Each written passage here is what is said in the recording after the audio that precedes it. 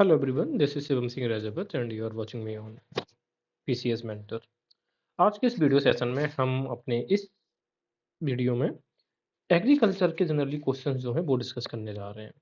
अब ये कब से कब तक के हैं, किस एग्जाम्स के हैं, तो मैं आपको ये बता दूं कि पीसीएस में 2018 से लेकर 2023 तक में दिसंबर तक जो भी एग्जाम्स कंडक्ट किए गए हैं, तो उनमें जो भी एग्रीकल्चर के क्वेश्चंस आए हैं वो सब मैंने इसमें इंक्लूड किए हुए हैं। राइट, तो मेन चीज़ें यही हैं। अच्छा, किन-किन एग्ज़ाम्स में? ये पीसीएस ने जिनको भी जिस भी एग्ज़ाम कंडक्ट करवाया है वो सारे एग्ज़ाम्स, यूपी पीसीएस का, यूपी आरओ का, यूपी एग्रीकल्चर से रिलेटेड कोई फॉर्म, यूपी होम्योपैथी, होम्यो कोई मेडिसिन के बारे में, इनमें जो भी एग्रीकल्चर के क्वेश्चंस पूछे गए हैं, उनको कंपाइल किया गया है। चलिए शुरुआत करते हैं। तो फिर तो सबसे पहले यहाँ पे ये कह रहे हैं कि बाजरा की जो फसल होती है, इसके लिए संस्तुत बीज दर क्या है? अब इस प्रकार के क्वेश्चन जनरली हम कैसे करेंगे? देखो, एक तरीका क्या है हमारे पास में, जो बहुत एक चीज़ आप दिमाग में रखो, जो बहुत छोटे-छोटे या बारीक बीज होते हैं, जैसे कि तिल का बीज होता है, ये बहुत कम लगते हैं बीघा, है ना? हेक्टेयर में 1 डेढ़ 2 किलो बीघा लगते हैं, राइट? लेकिन जो थोड़े मोटे अनाज होते हैं, उनकी क्वांटिटी थोड़ी ज़्यादा से होती है। तो इसका सही आंसर होगा 8 से 9 किलोग्राम प्रति हेक्टेयर के हिसाब से होगा, ठीक है? दूसरा है, धान की कौन-सी किस्म उत्तर प्रदेश के लिए उपयुक्त है? अब धान की सारी किस्में क्या ये धान की हैं? पहली तो हमें ये पता होना चाहिए। लेकिन इसमें अब ये देख रहा आईआर इंडियन राइस 24, ये उत्तर प्रदेश के लिए बहुत सूटेबल क्रॉप है। इसके अलावा देख कह रहे हैं कि खरपतवार नाशी के रूप में कौन सा प्रयुक्त होता है? देखिए, दो क्वेश्चन पूछे जाएंगे आपसे, तो एक फंगिसाइड और दूसरा एक वीडीसाइड यानी कि खरपतवार नाशी। फंगिसाइड जनरली इस्तेमाल कहाँ पे होता है? जो बीज का ट्रीटमेंट होता है बीज बोने से पहले, वहां पे इस्तेमाल किया जाता है। जैसे कि थीरम, थीरम एक तरीके से क्या फंगिसाइड है। तो यहाँ पर पूछ रहा है इन्होंने क्या, खरपतवारनाशी, एट्राजिन है, ब्यूटाक्लोर है, पैराक्वेट है और एल्काक्लोर, ये दोनों यानी कि चार के चारों ऑप्शन ही खरपतवारनाशी हैं। ठीक है, याद रख लेना, एट्राजीन, ब्यूटाक्लोर, पैराक्वेट एंड एल्काक्लोर। अब दूसरी बड़ी बात है, जैसे जनरली पहचानने का एक ये भी तरीका है वीडीसाइड को, सबका तो नहीं, क्लोर क्लोर जो वर्ड लास्ट में आता है, जैसे ये क्लोरोफिल से रिलेटेड होता है। क्लोरोफिल, और क्लोरोफिल काय में पाई जाती है? पत्तों में। और पत्ते में क्या होती है? साख जो होता है, तो यहाँ से कनेक्ट कर सकते हैं। इसके अलावा पैराक्वेट और एट्राजीन भी है। इसके अलावा ये क्वेश्चन देख लीजिए आप, थोड़ा-सा देखो। यूरिया, एक तरफ आपको फर्टिलाइज़र दे दिया है कि किस फर्टिलाइज़र में नाइट्रोजन का कंटेंट कितना होता है। चलिए लगाने की कोशिश करते हैं। ये बताओ, यूरिया तो हमें पता है, यूरिया में सबसे ज़्यादा नाइट्रोजन परसेंट होता है, कितना? 46%। तो ए का 1, ए का 4, ए का 4, लेकिन 2 है, फँसेंगे हम। इसके अलावा ये देखो, डाई अमोनियम फॉस्फेट लिखा है, ये कुछ और नहीं है भैया, ये अपना डीएपी है। सबसे ज़्यादा प्रयोग होने वाली जो खाद है किसानों के द्वारा, यानी कि सबसे ज़्यादा जिसकी माँग है, वो है अपना डीएपी। डाई अमोनियम फॉस्फेट में अगर आप देखोगे थोड़ा-सा गौर से, ये है आपका भारतीय जन उर्वरक परियोजना। इसमें कितना है? 1846 क्या लिखा है? 1846। अब ये है क्या? ये एनपीके का फ़ॉर्मूला है। नाइट्रोजन, पोटास और ये हाँ, फास्फोरस, नाइट्रोजन के बाद फास्फोरस है, ये पोटेशियम है, ठीक है? तो यहाँ पे नाइट्रोजन का कितना रेशियो है भाई? ये देख लो कितना है? 18, ठीक है? तो यहाँ पर हमें देखेंगे ये डाइअमोनियम फॉस्फेट में कितना है? 18% है। अमोनियम सल्फेट में हमेशा 25% या 24% के लगभग रहता है, सॉरी, सल्फेट में हमेशा 20% के अप्रॉक्स रहेगा, ठीक है? और अमोनियम क्लोराइड में कितना रहता है? 24%। तो आप यूरिया और डीएपी का ज़रूर याद रखो। यूरिया का 46% रहेगा और डीएपी में कितना रहता है? 18%। और डीएपी का फॉर्मूला याद रखना, 1846 एनपीके। पोटेशियम नहीं होता, इसी वजह से हमें पोटास की खाद किसान अलग से डालते हैं खेतों में। अमोनियम सल्फेट में 20% और अमोनियम क्लोराइड में 24%। इसी प्रकार का एक क्वेश्चन और पूछा है इन्होंने, आपको मैं दिखाता हूँ क्वेश्चन कहाँ है। ये देख लीजिए, ये क्वेश्चन है।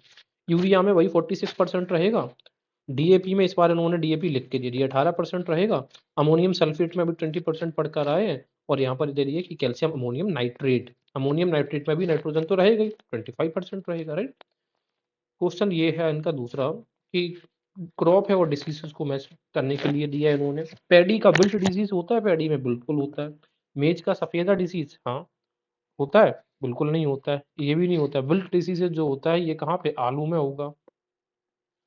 ग्राम में स्टेम रोट होता है? नहीं, स्टेम जो रोट है होता है वो प्याज का होता है ना, प्याज में जो होता है इसका स्टेम सड़ने लगता है। करनाल बंट ये बीट का है बिल्कुल, और ये फंगस से होने वाला रोग है, बहुत फेमस है ये बीट, बीट का करनाल बंट, राइट? तो करेक्टली मैच है आपका बीट वाला है।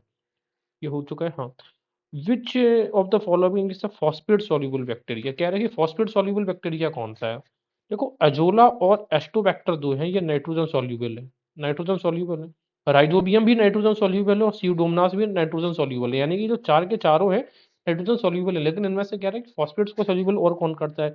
राइजोबियम सॉल्यूबल है, फॉस्फेट को करता है, सीडोमोनास भी करता है। अजोला जनरली है, ये जनरली कहाँ पे धान में पाया जाता है ना, धान की जान में नाइट्रोजन फिक्सेशन का काम करता है, सिम्बायोसिस जो प्रोसेस होता है इसके अकॉर्डिंग। एस्टोबैक्टर भी, राइजोबियम जो दलहनी फसलें होती हैं वहां पे पाया जाता है। स्यूडोमोनास जो है ये क्या करता है, ये जो नाइट्रेट होता है, नाइट्रेट और नाइट्राइट होता है, इसको कन्वर्ट करता है ये दोबारा से नाइट्रोजन में, ठीक है ना, ये डीनाइट्रिफिकेशन का काम करता है। आगे देखेंगे तो इसमें दोनों हैं, अब इनमें से एक क्या सही आयुग्म ने उस समय माना होगा, ठीक है, राइजोबियम या स्यूडोमोनास पे आप टिक कर सकते थे। विच of the following is not correctly matched, कौन सा करेक्टली मैच नहीं है? अब इनमें कह रहे हैं कि मेज में टेस्लिंग होती है, हाँ मेज की टेस्लिंग प्रोसेस के द्वारा इसको अलग किया जाता है। ग्राउंड नट की जो प्रोसेस होती है उसको पैगिंग होता है। ग्राउंड नट की प्रोसेस में पैगिंग का मतलब ये है कि जब ये फसल किस तरीके से विस्तार करता है और ये जमीन में जाके फाइनली मर्ज हो जाता है उसी को पैगिंग। चिकपी, चिकपी का मतलब है काबुली चना में किल्ले नहीं, किल्ले की फसल जो है, किल्ले निकलना, तो किल्ले किसमें निकलते हैं? जो बाल वाली फसलें होती हैं जिनमें बाल होती है, जैसे कि जौ की फसल में किल्ले निकल सकते हैं, गेहूं में किल्ले निकलेंगे भाई, चना में कैसे किल्ले निकलेंगे? तंबाकू में सीड्स, सीड्स कर्तन टॉपिंग होता है, हाँ टॉपिंग इन टोबैको, राइट। ठीक है, तो मेज का टेस्लिंग, ग्राउंडनट का पैकिंग, टोबैको में टॉपिंग।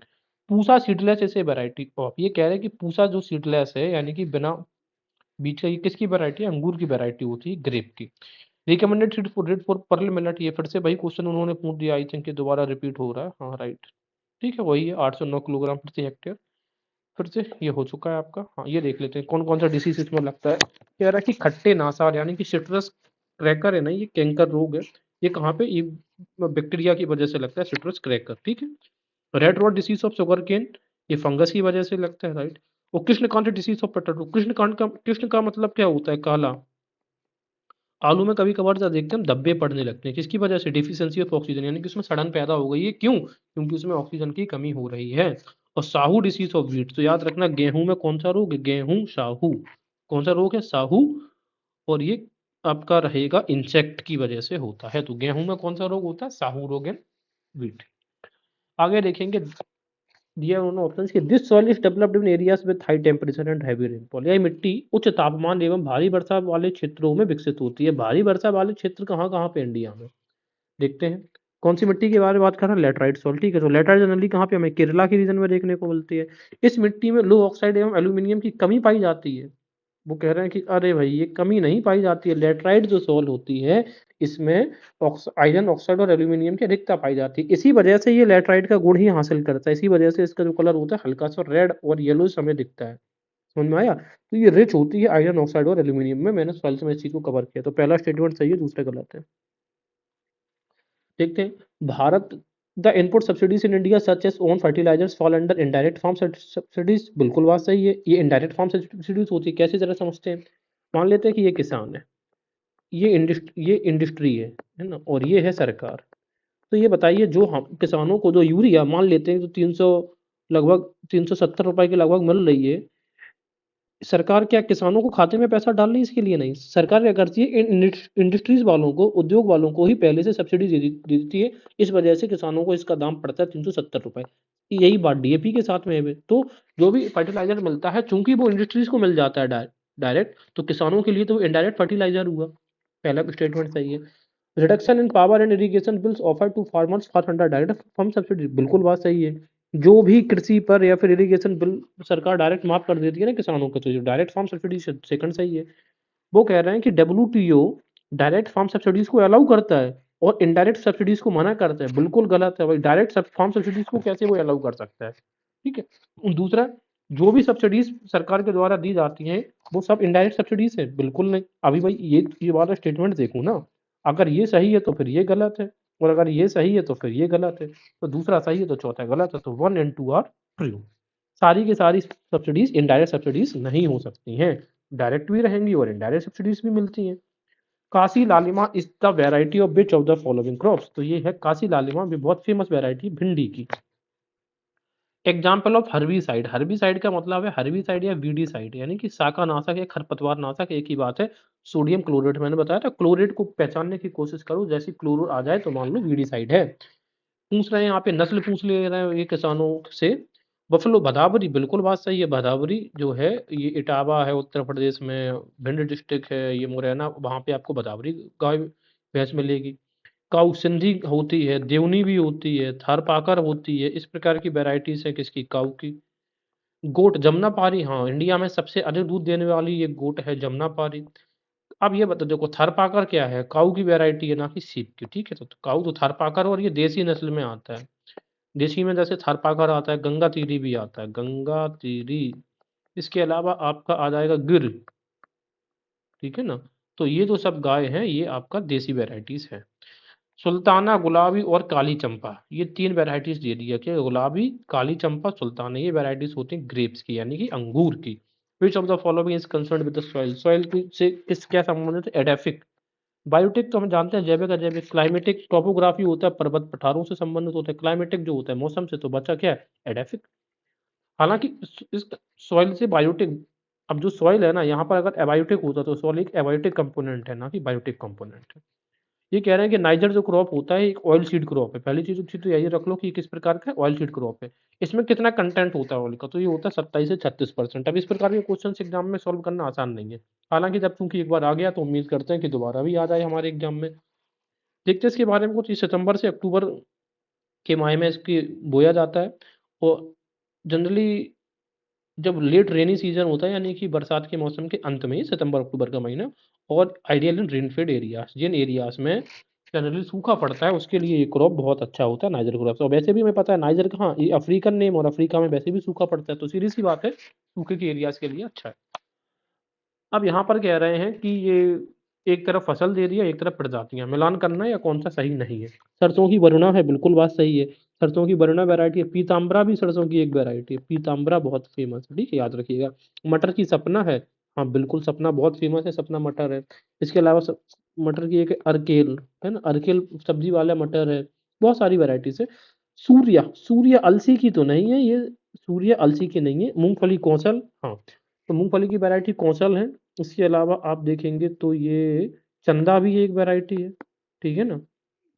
और चित्रा भी एक वैरायटी है किसकी, मूंगफली की। तो याद रखिएगा सरसों की वरना, मटर की सपना, सूर्या नहीं है, और ये सूर्यमुखी की हो सकती है, मूंगफली की कौशल रहेगी। कौन सा पदार्थ शाकनाशी है, शाकनाशी की बात आ गई ना, देखो क्लोरोपाइरीफॉस है ना, और ये ब्यूटाक्लोर, तो अंत में क्लोर इसमें आया, तो ये तो शाकनाशी पक्की बात है। कार्बेंडाजम, कार्बेंडाजम जनरली फंगिसाइड है, कवकनाशक है, ठीक है ना। जब बीज वगैरह हम सोधते हैं तो ये कार्बेंडाजम का इस्तेमाल करते हैं। अगर खेतों में दीमक वगैरह है तो कार्बेंडाजम का इस्तेमाल करते हैं। क्यूनाल फॉस, क्यूनाल फॉस भी एक तरीके के पेस्टिसाइड्स होता है।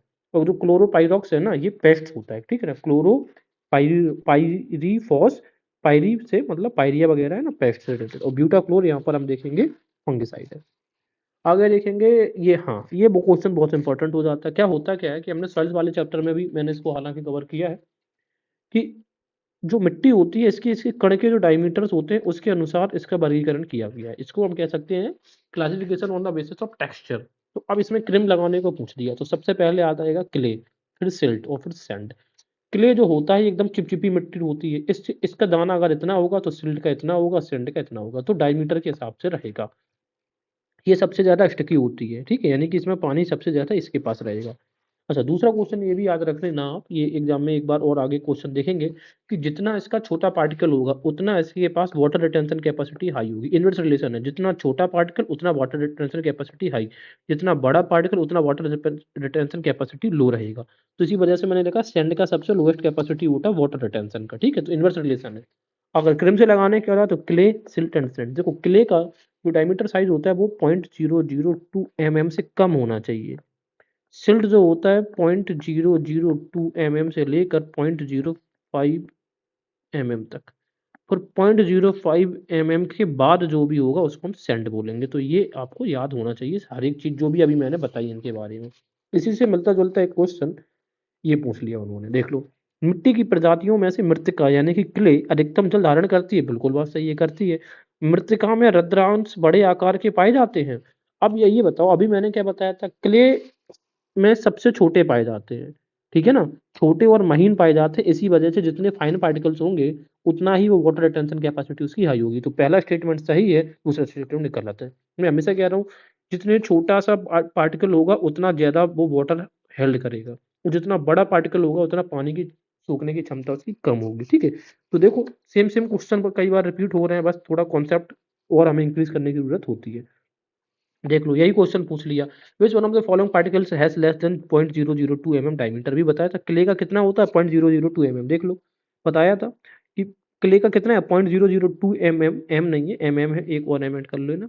और सिल्ट का 0.02 से 0.05 mm तक, और सैंड का 0.05 से लेकर कितना रहेगा 2 mm तक का जो भी रहेगा। तो क्ले, सिल्ट एंड सैंड ये याद रखना। The net crops on area in India is, अब ये तो बदलता रहता है डेटा, तो ये थोड़ा देखते रहना। चलिए, हाँ, निम्नलिखित में से कौन सा कथन सही नहीं है। गेरुई गेहूं में पाया जाने वाला रोग है, बिल्कुल बात सही है, गा से गेहूं, गा से गेरुई। अभी उसी तरीके से साहू रोग भी किसमें होता है, गेहूं में होता है। अगैती झुलसा आलू में पाया जाने वाला रोग है, हाँ अगैती झुलसा जो रोग है आलू में पाया जाता है। झूठ कंड यानी कि फॉल्स स्मट जौ में पाया जाता नहीं, फॉल्स स्मट धान का रोग होता है। खैरा धान में पाया जाने वाला रोग है, बिल्कुल, और ये किसकी जिंक की कमी से होता है, क्या खैरा। तो याद रखना फॉल्स स्मट जो रोग है वो धान का रोग है। आगे देखेंगे, निम्नलिखित में से कौन सी एजेंसी भारत में कृषि सामानों के निर्यात से सम्मिलित नहीं है। इफ्को, इफ्को खाद बनाने वाली कंपनी है। नाफेड है, ये 1958 से 2 अक्टूबर 1958 को स्टेब्लिशमेंट हुआ था, इफ्को 1967 में। इसके अलावा दूसरी कंपनी क्या है, स्टेट ट्रेडिंग कॉर्पोरेशन, इसका नाम में ट्रेडिंग दिख रहा है, और ये क्या है MMTC, तो टी से इसमें ट्रेड आता है। और मान लो अगर आपको उन सबके बारे में पता नहीं रहता तो इफ्को के बारे में तो पता है कि इफ्को तो खाद बनाने वाली कंपनी है, ना कि कृषि सामानों का निर्यात करने वाली, तो भी टिक कर सकते थे। देखो मैं ये मानता हूँ कि एग्जाम में ना जितना आप हम लोग पढ़ के गए सीरियसली उतना नॉलेज काम आता है। बस हमें अपनी नब्ज पकड़ के रखनी होती है, हमें फ्रस्ट्रेट नहीं होना होता, प्रेशर में नहीं आना होता है। कह रहे हैं कि लैंड होल्डिंग के बारे में बताओ, जिसके पास 1 से 2 हेक्टेयर है उसको क्या कहोगे। तो अब देखते हैं जरा। देखो स्मॉल फार्मर कहेंगे। भारत में क्या है, जिनके पास 1 हेक्टेयर से कम है उनको मार्जिनल फार्मर कहते हैं। मार्जिनल यानी कि सीमांत, एकदम सबसे सीमा के अंत में है, 1 से भी कम। इसके बाद 1 से 2 वो छोटे हो गए। मीडियम फार्मर को के पास 4 से 10, और बिग फार्मर के पास 10 हेक्टेयर से अधिक। तो ये याद रखना, ठीक है, इंपॉर्टेंट है ये। फिर से वही ये बात है, ये तो क्वेश्चन हो चुका है, छोड़ते हैं। Colour of the tag used on certified seed bag is, okay, वो क्या कह रहे हैं कि जो प्रमाणित बीज होते हैं, ठीक है ना, उनके बैग का कलर कैसा होता है। ये क्वेश्चन कई बार रिपीट होता है, तो उनके बैग का कलर कैसा होता है, जो सर्टिफाइड का ब्लू होता है, ठीक है। इसके अलावा जो व्हाइट होता है, ये फाउंडेशन बीज, जो भी फाउंडेशन के बीज होंगे वो कैसे होंगे, व्हाइट कलर के होंगे। उनका जो बैग बनता है, तो बैग से आप चिन्हित कर लेते हैं कि इसमें कौन सा बीज है, फाउंडेशन का बीज है इसमें, कि इसमें सर्टिफाइड बीज है। तो सर्टिफाइड बीज का जो बैग रहेगा जिसमें पैकिंग होती है उसका कलर रहेगा ब्लू, व्हाइट रहेगा फाउंडेशन का। आगे देखते हैं, which one of the following is not correctly matched. Wheat में फ्लैरिस माइनर, हाँ इसको हम फ्लैरिस माइनर को गेहूं का मामा रोग भी बोलते हैं, खरपतवार होता है इसमें एक्चुअल में। धान में बथुआ नहीं होता है, गेहूं में बथुआ रोग होता है। रोग नहीं मतलब जो खरपतवार है गेहूं में होता है। मटर में प्याजी होता है, बिल्कुल होता है। मटर में प्याजी क्या होता है कि मटर का जैसे वो पोला होता है ना उसका स्टेम, उसी के तरीके से प्याजी हो जाता है, तो मटर का प्याजी। और बरसीम काचनी, बरसीम में काचनी होती है। बस याद रखना कि धान में बथुआ नहीं होता है। आगे देखेंगे, बरसीम को चिकोरी या फिर कॉफी वीट के नाम से भी जाना जाता है, ये याद रखिएगा। सनफ्लावर में सीजन की बात कर रहे हैं कि कब कौन सा बोया जाता है, तो सीधी पता, मस्क मेलन हमें पता है बरसात में खाते हैं, सॉरी गर्मियों में खाते हैं हम, क्या तरबूज, तो ये बोया जाता है, जैद की फसल है समर में। कॉटन हमें पता है खरीफ की फसल है। सनफ्लावर हर एक सीजन में बो सकते हैं आप। और लिनसीड जिसको हम अलसी बोलते हैं, ये राबी विंटर की फसल है, बहुत मजबूत है, बहुत पावरफुल फूड है। हाँ, अब ये है जो माइक्रो या मैक्रो न्यूट्रिएंट्स होते हैं उनका क्या काम है वो जरा देखते हैं। नाइट्रोजन ग्रोथ और डेवलपमेंट करता है, बिल्कुल करता है। यूरिया इसी के लिए इस्तेमाल होता है। फॉस्फोरस की बात करते हैं। फॉस्फोरस में हमेशा जो फॉस्फोरस है डिसीज रेजिस्टेंस होता है, इस चीज को हार्ड एंड फास्ट याद करके रख लो। जो पोटेशियम होता है, पोटेशियम इसमें वाटर रिटेंशन कैपेसिटी के लिए इस्तेमाल होता है, पोटेशियम में वाटर रिटेंशन कैपेसिटी के लिए इस्तेमाल होता है। तो फॉस्फोरस डिसीज रेजिस्टेंस भी और रूट का डेवलपमेंट भी करेगा, राइट। पोटेस अब फास्फोरस की वजह से जड़ों मजबूत होती है, जनरली जो दलहन की फसलें होती हैं, दलहन जो फसलें होती हैं उनमें ये प्रोसेस होती है। पोटेशियम की बात देखेंगे तो regulating stomatal opening and closing, सही बात है। जो तनों में जो रंध्र होते हैं, स्टोमेटल ओपनिंग और क्लोजिंग का काम करेगा पोटेशियम, ठीक है ना, क्योंकि इसे वाटर रिटेंशन करेगा ना ये पोटेशियम। तो इसी वजह से याद कैसे किया था, तो पॉट में क्या होता है वाटर रिटेंशन किया जाता है। बोरोन की बात करें तो बोरोन डिसीज रेजिस्टेंस नहीं होता है, एक तरीके से ये माइक्रो न्यूट्रिएंट्स माना जाता है फसलों के लिए। ये रिप्रोडक्शन में काम आता है, सेल वॉल्स में काम आता है, ट्रांसपोर्ट में काम आता है, नाइट्रोजन फिक्सेशन में भी बोरोन का काम आता है। ठीक है, तो याद रखना बोरोन एक क्या है, ये माइक्रो न्यूट्रिएंट्स है, ना कि मैक्रो न्यूट्रिएंट्स। अब consumer cooperative sort store is set up by, सीधी बात, जब कोऑपरेटिव की बात है तो इनके किसके द्वारा रन किया जाएगा, इनके मेंबर्स के द्वारा, नो डाउट। आगे देखते हैं, कुछ संस्थानों के नाम ले लिए। जवाहरलाल नेहरू कृषि विश्वविद्यालय जबलपुर में है, right. Sardar Vallabh Bhai Patel University of Agriculture and Technology Uttar Pradesh Meerut में है ये। इंदिरा गांधी कृषि विश्वविद्यालय कहाँ पे है, छत्तीसगढ़ में है इंदिरा गांधी कृषि विश्वविद्यालय। और आचार्य एन जी रंगा एग्रीकल्चर यूनिवर्सिटी कहाँ पर मिलेगी, तेलंगाना में। इन्होंने आंध्र प्रदेश से बिलोंग करते थे और ये जो हमारा राष्ट्रीय आंदोलन था इसमें बहुत ज़्यादा पार्टिसिपेट भी किया था।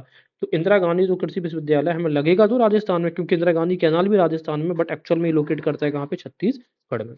बासमती चावल की रोपाई हेतु उपयुक्त बीज दर क्या है, सबसे पहले तो ये पता होना चाहिए जो बासमती चावल है ये ब्रॉडकास्टिंग विधि से नहीं होता है। ब्रॉडकास्टिंग विधि का मतलब क्या है कि छिड़काव के द्वारा, कि छिड़क दो आप, ये होता है रोपाई विधि से, इसमें रोपण होता है इस चावल में।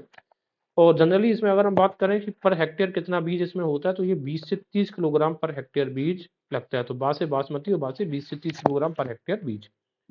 आगे कह रहे हैं कि ये ओरो बैंक की खरपतवार की बात कर रहे हैं एग्जाम में कि ये किस खेती में मिलेगी, तो ये मिलेगी तंबाकू के खेत में, ओरो बैंक की खरपतवार।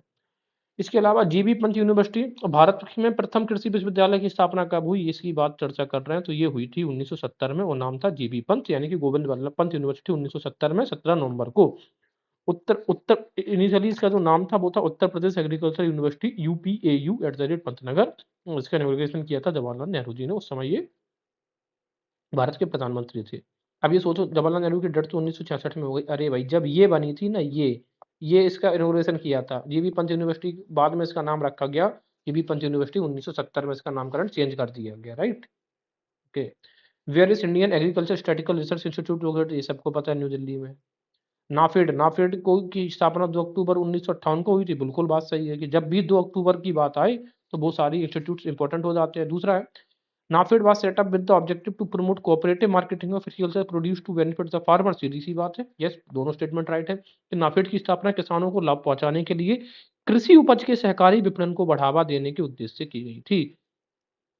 When was the protection of plant varieties and farmers right act enacted, 2001 में। इसके अलावा ये जो क्वेश्चन है ये इन्होंने दे दिया है, जो सिल्क होती है ये किस पौधे में होता है, ठीक है। तो देखिए, मलबरी सिल्क वॉर्म आपको मोरस स्पे में मिलेगा, तो एस एम से मलबरी, एम से मोरस, ऐसे याद रखेंगे। तसर सिल्क जो होगा वो टर्मिनेलिया अर्जुना, जो अर्जुन वृक्ष होता है ना, अर्जुन का पेड़, उसमें मिलेगा तसर, टी से तसर, टी से टर्मिनेलिया। मूंगा सिल्क वॉर्म मैकिलस बेम्बिसियाना से में मिलेगा, एम से मूंगा, एम से मैकिलस।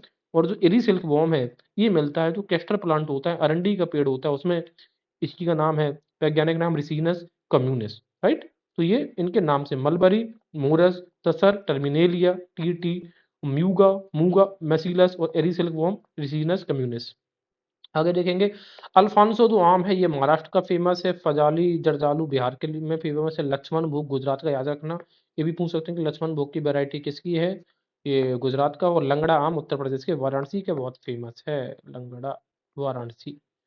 The scientist associated with the loss of inheritance. अब देखो एग्जाम में होता क्या कि हम होते हैं जल्दी में, प्रेशर में, तो हमें मेंडल और मेंडलीव में अंतर समझ आता नहीं है, लेकिन यहाँ पर क्या है, ग्रेगर जोहन मेंडल। याद रखना, इस प्रकार के क्वेश्चंस पे हमें हमेशा एग्जाम में थोड़ा पॉज होना है, इसके बाद हमें टिक करना होता है। सिट्रस जो सेंटर है वो नागपुर में है। सिट्रस यानी कि जो नींबू प्रकार की फसलें होती हैं, जैसे कि नींबू है, संतरा, इस प्रकार का इनका जो रिसर्च सेंटर है नागपुर में। मशरूम ये सोलन में है, ठीक है ना। और जो ये ग्रेप्स यानी कि अंगूर, अंगूर ये पुणे में आपको दिखेगा। और जो पोमेग्रेनेट है यानी कि अनार, अनार कब, सोलापुर। जब हम दिवाली वाले अनार चलाते हैं तो सोला बढ़ता है उससे, राइट। पर्पल ब्लॉच, ये तो अनियन का डिसीज है, पर्पल ब्लॉच। इसका जो स्टेम होता है अनियन का, यहाँ पर ये रूट क्रिएट होता है ये, और ये हरे से पर्पल में कन्वर्ट होने लगता है। मस्टर्ड सॉफ्टली प्यूपेट्स इन, जो सरसों की आरा मक्खी होती है इसका प्यूपेशन करती है, कहाँ पे, मृदा में करेगी, और ये डिसास्ट्रस होता है, जिसको हम लाही बोलते हैं, और पूरी सरसों को खा जाती है। Which of the following is example of primary mineral, primary mineral की बात करेंगे तो ये है हेमिएटाइट, यानी कि आयरन का एक फॉर्म है। और प्राइमरी मिनरल्स में जिप्सम की अगर हम बात करें तो जिप्सम का प्रयोग यहाँ पर होता है जहाँ पर सैलिनिटी, जिस भी खेती की नहीं, जिस भी खेती का पीएच वैल्यू 7 से ज़्यादा हो जाए, यानी कि एल्कालिनिटी बढ़ जाती है, एल्कालिनिटी बढ़ जाती है, एल्कलाइन हो गई जो भी खेती, ऊसर हो गई जो भी खेती, आप ये मान सकते हैं, उसमें जिप्सम का प्रयोग किया जाता है। ये mineral basis source of calcium and magnesium, magnesium और कैल्शियम का कौन सा मिनरल सोर्स होगा, तो ये है डोलोमाइट, याद रखना। किस वर्ष में कोऑपरेटिव सोसाइटी एक्ट पास किया गया था, तो 1912 में। इंडिया में कम्युनिटी डेवलपमेंट प्रोग्राम 1952 में स्टार्ट किया गया था। वॉज लॉन्च विद द, इसमें फाइनेंशियल असिस्टेंस किसने दिया था, भाई ये क्वेश्चन मुझे नहीं मिला, अगर आप में से किसी को मिले तो बताना, ठीक है। ICR, directorate of weed research situated at कहाँ पे, जबलपुर। तो हम कहते हैं ना कि जबर खरपतवार, जबर खरपतवार। Which of the following wheat disease is caused by nematodes, nematodes के द्वारा कौन सा होता है, ear cockle and flag root. Nematodes का मतलब ये होता है, ये जो जड़ें होती हैं इनमें, शेहू एवं ध्वजरड़, इसमें क्या होता है, इसमें ये छोटे ऐसे गांठें पड़ जाती हैं जड़ों में, है ना, जो फाइब्रस रूट होती हैं गेहूं की, उसमें। तो नीमाटोड्स के द्वारा ईयर कॉकल और फ्लैग रूट। रंग राजन कमेटी का संबंध कई बार हम बैंकिंग वगैरह से देखते हैं, लेकिन एग्रीकल्चर में शुगर इंडस्ट्रीज से भी रहा है, तो रंग राजन शुगर इंडस्ट्रीज।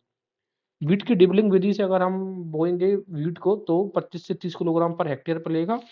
अगर हम बोल्ड मोटे दाने वाली मटर, मैंने बताया था जितना ज्यादा बड़ा दाना होगा उतना उसका बीज लगेगा, 80 से 90 किलो पर हेक्टेयर। तूरिया और सरसों 14 से 16 किलो हेक्टेयर, लेकिन चना का 75 से 100 किलो पर हेक्टेयर का ये आकलन सही नहीं है। तो ये क्वेश्चन है, which of the following statements is correct, सही बताना है। कह रहे हैं कि एस्टोबैक्टर्स नाइट्रोजन फिक्सेशन में काम करता है सॉइल में symbiotically in association with legumes. देखो एस्टोबैक्टर्स ना लेग्यूम्स में के साथ में काम नहीं करता है, जहां पर जो लेग्यूम्स का मतलब हो गया, आप कह सकते हैं जो दलहनी पौधे हैं, वहां पे हमें एस्टोबैक्टर ना मिलकर ये धान में मिलता है। तो एक स्टेटमेंट तो ये हो जाता है गलत। दूसरा है rhizobia fix nitrogen in soil non symbiotically, नहीं, राइजोबियम जो होता है इस सिम्बायोटिक प्रोसेस के थ्रू नाइट्रोजन फिक्सेशन करता है, तो दूसरा भी गलत है। कह रहा है कि clostridium fix nitrogen symbiotically in association with legumes, नहीं, सीधी सी बात है, क्लोस्ट्रीडिया नॉन सिम्बायोटिकली होता है, ना कि सिम्बायोटिकली। चौथा है blue green algae fix nitrogen in paddy fields under submerged condition, बिल्कुल बात सही है कि ब्लू ग्रीन जो एल्गी होता है वो पैडी में नाइट्रोजन फिक्सेशन का काम करता है। तो 3 गलत है, चौथा ये सही है। आगे, ये फैमिली कौन सी फसल किस फैमिली से है, तो जो आंवला है वो रोटेसी से, कस्टर्ड एप्पल जो होता है वो एनोसी से, इसके अलावा जो फिक्स यानी कि अंजूर है ये मोरेसी से, और जो बेल होता है वो यूफ्रोबिएसी से, ठीक है, यूफ्रोबिएसी। आगे देखेंगे, युग्म सुमेलित नहीं है। पूजा हिमानी, हिमानी का मतलब कैसा होता है, हिम, हिम मतलब होता है सफेद, तो रेड सफेद होती है। पूजा केसर, केसरी कलर कैरेट का होता है। पूजा शीतल, शीतल जो ठंडक देने वाला। कुकुम्बर नहीं हो सकता है, ये या तो बार्ले, पूसा शीतल बार्ले की भी वैरायटी और टोमेटो की भी वैरायटी है। पूसा ज्योति, ज्योति होती है पालक का। अब देखो याद रखना, पता कैसे है इसका नाम, क्योंकि पालक में होता है विटामिन ए, और विटामिन ए से आंखों की ज्योति बढ़ती है, राइट। क्रीडा, central research institute for dryland agriculture कहाँ पर है, ये है आपका हैदराबाद में। इसमें कह रहे हैं कि सेलो फ्लाउ जो होता है, ठीक है ना, इसका कितना डेप्थ होता है, तो आप देखिए, शैलो प्लानिंग का डेप्थ होता है 5 से 6 सेंटीमीटर, मीडियम प्लानिंग का डेप्थ होता है 1520 सेंटीमीटर, तो डीप प्लाऊ होता है उसका डेप्थ होता है 25 से 30 सेंटीमीटर। तो 5 से 6, 15 से 20, 25 से 30। तो कह रहे हैं कि central soil and water conservation research and training institute establish किया गया है कहाँ पर, देहरादून में। जब हम सॉइल एंड वाटर को कंजर्व करेंगे तभी चीजें हरी रह पाएंगी। देहरादून एक्चुअल में स्टेब्लिश हुआ था 1 अप्रैल 1974 को, बट यहाँ पर उन्होंने दिया 1975। फ्रूट और क्रॉप्स, मैंगो, हाँ, मुंबई ग्रीन मैंगो की एक वैरायटी है, याद रखना, ये बहुत ही ज्यादा चर्चा में नहीं रहती है। आंवला फ्रांसिस, पपाया अर्कसूरिया, और लेड रेडी जो रेड लेडी है वो पपाया का वैरायटी होता है, राइट, बनाना का नहीं। और short duration crop in between main crop is, मतलब दो मेन क्रॉप्स के बीच में एक शॉर्ट ड्यूरेशन की क्रॉप लगाई जाती है, उसको हम कहते हैं कैसिड्रो।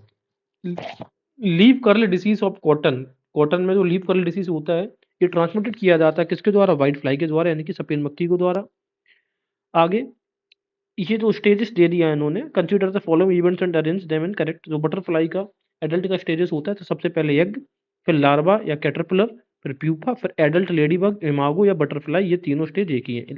एडल्ट हो गई है या इमागो हो गई है, फिर अंत में वो बटरफ्लाई बन गई है। तो ये क्रम याद रखना, egg, larva, caterpillar, pupa, adult ladybug, imago या बटरफ्लाई। आगे देखेंगे size of particles consider as soil colloids, तो सॉइल कोलाइड्स के लिए जो पार्टिकल है वो 0.001 mm से भी कम होना चाहिए, उसी को हम सॉइल कोलाइड माना जाएगा।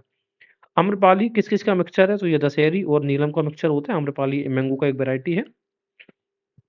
किसान क्रेडिट स्कीम के बारे में बात कर रहे हैं, 1998 में स्टार्ट की गई थी, बिल्कुल राइट है। बात ये कर रहे हैं कि किसान क्रेडिट स्कीम्स किसानों को शॉर्ट टर्म और लॉन्ग टर्म कल्टीवेशन जो रिक्वायरमेंट्स होती है, दोनों के लिए इस्तेमाल किया जाता है, ठीक है? इवन पोस्ट हार्वेस्ट एक्सपेंसेस, दोनों स्टेटमेंट्स अपने आप में सही है, मिनिमम 2 एकड़ लैंड होना चाहिए। गोल्डन येलो कलर टैग यहाँ पे दे दिया है। तो देखो हमने पहले देखा था जो ब्रीडर सीड्स होते हैं, इनका जो कलर होता है वो कैसा होता है? ओके, सो गोल्डन येलो कलर ब्रीडर, जो ब्रीडर सीड्स होते हैं उनका कलर कैसा होता है? Golden yellow. उनका जो बैग की बात हो रहा है कलर टैग, न्यूक्लियस सीड का कोई कलर नो कलर होता है, तो एन से न्यूक्लियस, एन से नो कलर। दूसरा सर्टिफाइड सीड्स ब्लू होते हैं, फाउंडेशन सीड्स कैसे होते हैं? तो व्हाइट टैग होता है। Which of the following pairs या crop pest is correctly mixed? देखते हैं, पैडी में डायमंड ब्लैक मोथ होता है, बिल्कुल नहीं होता है। ये ब्रोकली, टर्निप जो फल और सब्जीदार सब्जी उनमें डायमंड ब्लैक मोथ होता है। कॉलीफ्लावर में गांधी बग नहीं, गांधी बग किस में होगा? राइस में होगा। मैंगो में मीली बग ठीक है। और व्हीट में पॉट बोरर होता है, राइट? तो ये मीली बग ये गलत है, ये आपका सही हो जाएगा। आगे बात है, the first viral disease of plant was reported by Adolf mayor ने सबसे पहले प्लांट में वायरल डिसीज को रिपोर्ट किया था। ह्यूमस में सबसे अधिक परसेंटेज किसका तो होता है? कार्बन का, ये हम सबको पता है। ह्यूमस यानी कि जो ऑर्गेनिक मैटर होता है, जब वो डिकम्पोज हो जाता है तो क्या कार्बन होता है उसमें। इन विच ईयर इक्री सेट वाज एस्टैब्लिश्ड? इक्री सेट की स्थापना हुई थी एक्चुअल में 28 मार्च 1972, लेकिन यहाँ पर उन्होंने डेट दे दिया है अक्टूबर 11 1972 या जून 11 1972। ठीक है, तो 28 मार्च 1972। द टर्म ग्रीन रेवोल्यूशन सबसे पहले किसके द्वारा इस्तेमाल किया गया था? तो आंसर है एम एस स्वामीनाथन नहीं, नॉर्मन बोरलॉग नहीं, वर्गीज कुरियन नहीं, ये तो दूसरे संबंधित है, विलियम गॉड। ह्यूमस उदाहरण है किसका? जैविक कोलॉइड, एक तरीके से ह्यूमिक। और कोलॉइड कब माना जाएगा? 0.001 mm से जब कम होगा पार्टिकल साइज, तब हम उसको कोलॉइड मानते हैं। तो ह्यूमस एक तरीके का बायोकोलाइड है।